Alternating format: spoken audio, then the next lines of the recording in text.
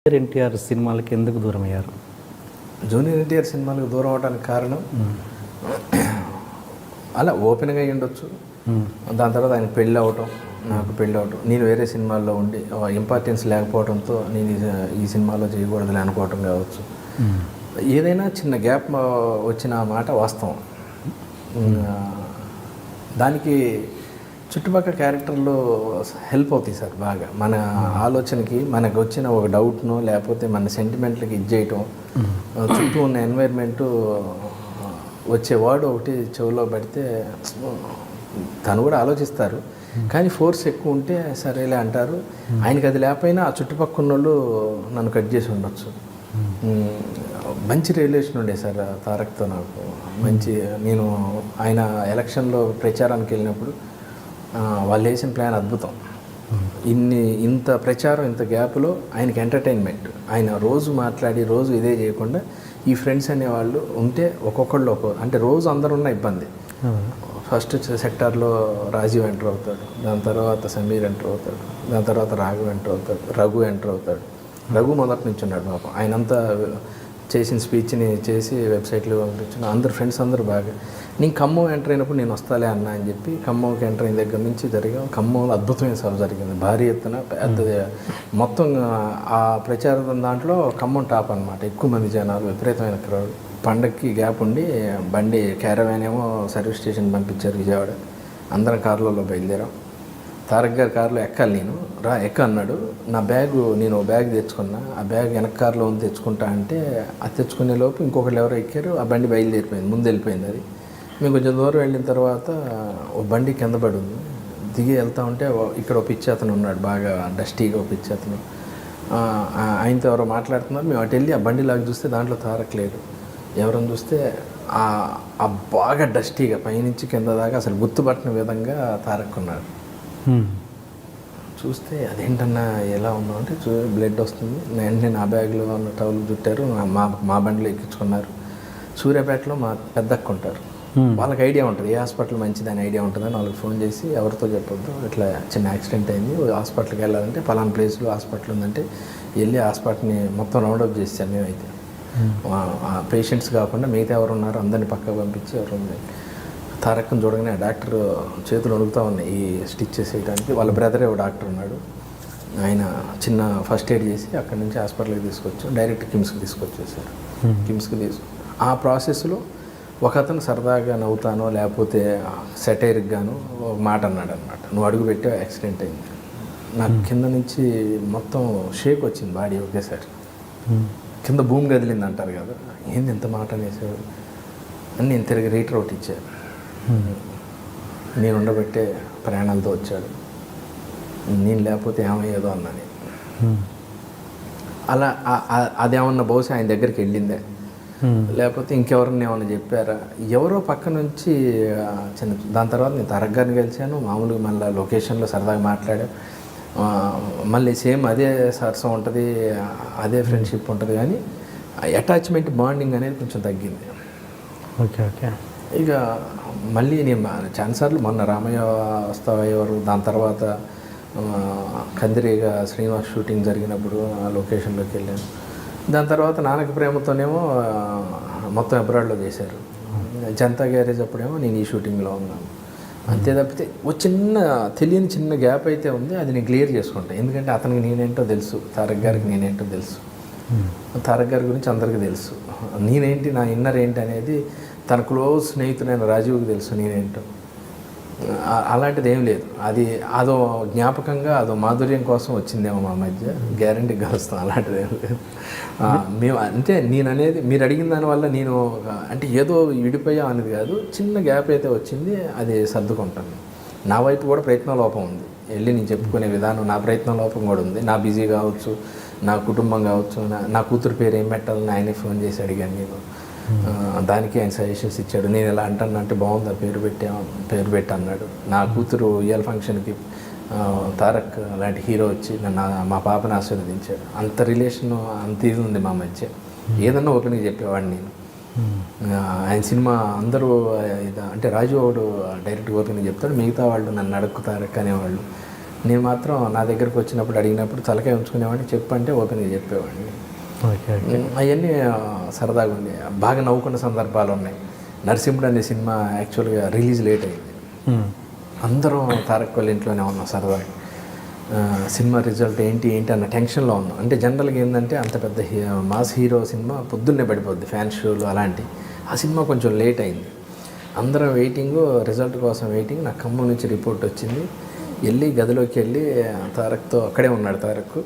నేను చెప్తున్నా, అన్న కొంచెం బ్యాడ్ రిపోర్ట్ చెప్తున్నారు మన సినిమాకి, అది ఇదని చెప్తుంటే పేరు అనవసరం ఇంకో ఆర్టిస్ట్ వచ్చాడు, ఇంకో ఆర్టిస్ట్ వచ్చి, బాబు మీరు థియేటర్లో వాడి మెడ కనపడ్డప్పుడు అని అంటే పులి సౌండ్ వేస్తే ఉందంట బాబు అనగానే అలా ఉండి పక్కున నవ్వాడు ఒకేసారి.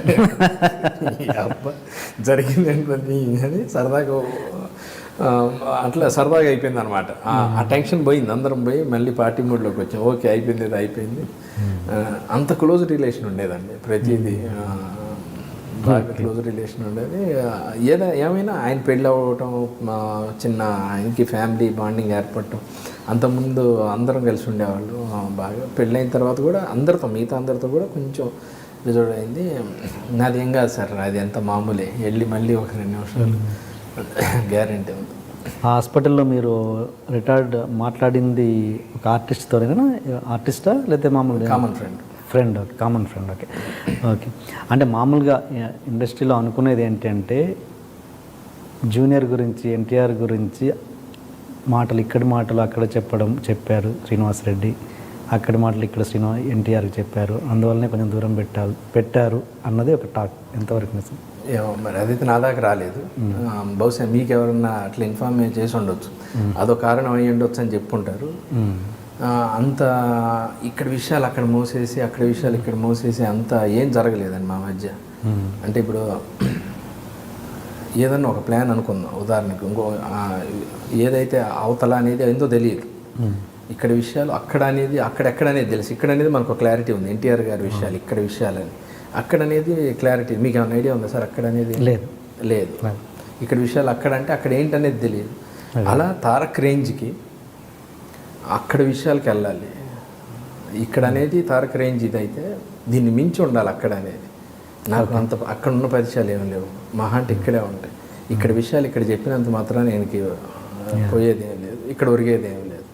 అది శుద్ధ తప్పు. నేను ఎప్పుడు నా కెరియర్లో కానీ, నా ఫ్యామిలీ సర్కిల్లో కానీ, నా ఫ్రెండ్ సర్కిల్లో కానీ ఏ రోజు అలా ఉండదు. ఒకవేళ మీ గురించి నాకు ఏదైనా తెలిసినా, మీ గురించి వేరే వాళ్ళు ఏదని చెప్పినా, ఆయన ఉన్న సందర్భంలో డైరెక్ట్గా ఓపెన్ చేస్తా. ఆ రోజు ఇలా అన్నాడన్నా ఏంటి అన్న ప్రాబ్లం ఉందని అంత క్లియర్ చేసి అంత ఓపెన్గా ఉంటాను. కానీ ఓకే, అసలు అలాంటిది ఏం లేదు. బహుశా నేను ఒకవేళ నా గురించి ఎవరన్నా ఇలా చెప్పారు, ఇలా జరిగిందని తెలిసిన వాళ్ళని అడిగేవాడిని. అసలు ఎవరు ఏంటి అనేది తెలియదు, ఒక అనుమానం కూడా లేదు నాకు. అసలు తారక్ గారికి నాకు మధ్య చిన్నది జరిగింది, చిన్న దూరం అయ్యాము, దానికి కారణం ఏంటి అనేది అసలు అర్థం కావట్లేదు నాకు. దాని నుంచి ఇదవుతుందండి అంతే. అంటే మీరు ఎప్పుడు ఎక్స్ప్లెనేషన్ ఇచ్చే ప్రయత్నం కూడా చేయలేదు? ఇంకా చేయలేదు. అంటే నేను అంటే కలిసినప్పుడు చెప్పాను, నేను మీకు ఏదన్నా రాంగ్ ఇన్ఫర్మేషన్ ఏదన్నా వస్తే నన్ను చెప్పండి అన్న, నాకు అది అని చేసి అలాంటిది ఏం లేదు సార్, అంతేం లేదు అది ఇదని అనేవాడు. మీకు ఎన్టీఆర్కి ఉన్న మధ్యలో ఎప్పుడైనా జరిగిన ఎమోషనల్ ఇన్సిడెంట్ కావచ్చు, సరదా సంఘటన కావచ్చు, ఏదైనా ఒకటి పంచుకోండి మాతో. చాలా ఉన్నాయండి, ఆయనతో ఉన్న మెమరీలు చాలా ఉన్నాయి. చాలా సరదా మనిషి. ద బెస్ట్ ఒకటి చెప్పండి సార్. బెస్ట్ ఏముందండి,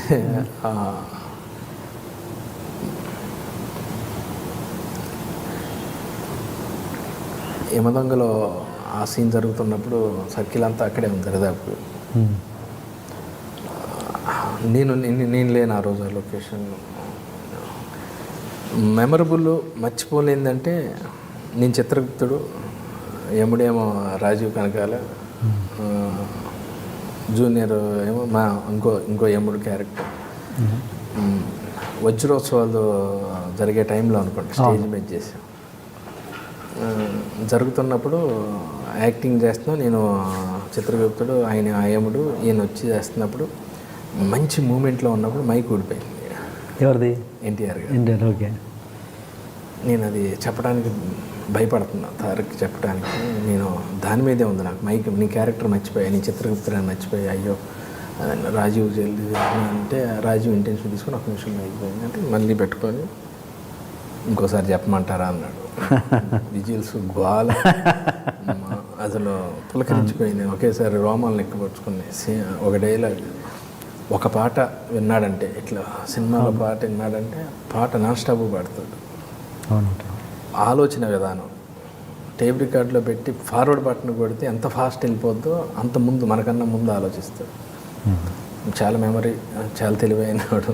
బాగా ఇది అదే నమ్మకం. ఆ నమ్మకమే నాకు గ్యారంటీగా మళ్ళీ వెళ్ళి మాట్లాడితే ఓసారి కూర్చొని ఓపెన్గా బట్టలు ఇప్పుకొని మాట్లాడితే మనసు ఇప్పుకొని అన్నీ జరిగిపోతుంది. చాలా మెమరీస్ ఉన్నాయండి. ఒక ఎపిసోడ్ అవుతుంది. Any emotional thing? చాలా ఉన్నాయండి ఎమోషన్స్. ఆయన లైఫే ఎమోషన్తో స్టార్ట్ అయింది. క్రికెట్ ఆడుతూ ఉండేవాళ్ళం మధురానగర్లో రాజీవ్ వాళ్ళ ఇంట్లో. అంబాసిడర్ కార్ వేసుకొని వచ్చాడు ఒకసారి, అందరినీ సరదాగా రమ్మన్నాడు. లేదులే తారక్, చిన్న పని ఉందని రాజీవ్ ఏదో అన్నాడు. ప్రతి ఒక్కళ్ళు నాకు దూరంగా ఉండాలని చూస్తారని కారెక్కి వెళ్ళాడు. అందరం పోదామని బయలుదేరాడు. ఒక అరగంట సేపు చిన్న ఎమోషన్, దాని తర్వాత మళ్ళీ మామూలే. చాలా ఎమోషనల్ మనిషి. స్పందించే హృదయం అంటారు కదా, ఎవరికన్నా ఏదన్నా అయిందన్నా కానీ వెంటనే రెస్పాండ్ అవుతాడు. తన ఫ్యాన్స్కి ఏదైనా జరిగిందన్నా, ఎవరికన్నా ఏదైనా ప్రాబ్లం వచ్చిందన్నా, తనకి యాక్సిడెంట్ జరిగిన ప్లేస్లో ఆ సైడ్ అది పెట్టించడం కానీ అన్నీ బాగా ఎమోషనల్గా బాగా ఇది తనకి అన్నీ బాగా తెలుసు. అది ఎలా అయిందండి యాక్సిడెంట్? యాక్చువల్గా అది డీప్ కర్వ్ సార్. తను అంటే ఆ ప్లేస్లో ఇలా ఇలా ఇలా ఉంటుంది అన్నమాట. అప్పటికి మ్యాక్సిమం తీసుకున్నాడు. ఆ టర్నింగ్లో సఫారీ కరెక్ట్గా కట్ అయ్యే టైంకి ఇట్లా కొట్టేసింది. పక్కనే పెద్ద బాబు ఉంది సార్. అంటే దేవుడు ఉన్నాడంటారు. అదే కొంచెం ముందు కట్ అయితే డైరెక్ట్ బావిలో పడేది బండి వెళ్ళి. లోన్ ఇంకా ఉన్నారు, ఇంకో ఒకళ్ళిద్దరు ఉన్నారు. రాజీవ్ రోల్ అయ్యాడు లోన్. ఇంకో పెద్ద అని మా ఫ్రెండ్ ఒక ఆయన ఉన్నారు, ఆయనకు కూడా తలకి దెబ్బ తగిలింది. తారక్కేమో ఇక్కడ స్టిచ్చెస్ పట్టాయి. ఆ టైంలో అది జరగకూడదు, జరిగింది. ఓకే. ఎనివే మళ్ళీ మీరు కలిసి సినిమాలు పనిచేయాలి. చేస్తాం సార్, అలాంటిది ఏం లేదు, సమస్య లేదు. తారక్ గారితో అంటే తారక్ అంటానికి కూడా రావట్లేదు. ఎక్కువ అన్న అని పిలుస్తూ ఉంటాను నేను, చిన్నోడైనా కానీ. ఎందుకంటే సార్ చుట్టుపక్కల ఆయన పెద్ద హీరో. అలా మాట్లాడిన వాళ్ళందరూ కూడా కొందరు ఇదే ఏం తారక్ ఏంటి అన్నోళ్ళు అందరూ కూడా పక్కన కూర్చున్న వాళ్ళే. ఎందుకంటే ఆయన ఇమేజ్ కానీ పబ్లిక్లో మీకు తెలుసు, నేనేంటో నాకు తెలుసు. అయినా కానీ మనం బయట మన ఇద్దరం బాగా ఫ్రెండ్స్ అయినప్పుడు, మనం మామూలుగా బయట ఉన్నప్పుడు ప్రొఫెషనల్లో ఉన్నప్పుడు టీఎన్ఆర్ గారు ఏంటండి అన్న, మీరు శ్రీనివాస్ రెడ్డి గారు అన్నారు, లేకపోతే సారో లేకపోతే అన్నో, నాకన్నా చిన్నోడైనా అన్నా కానీ నేను ఏంటన్నా అది కాదన్నా అంటా ఉంటా, అన్న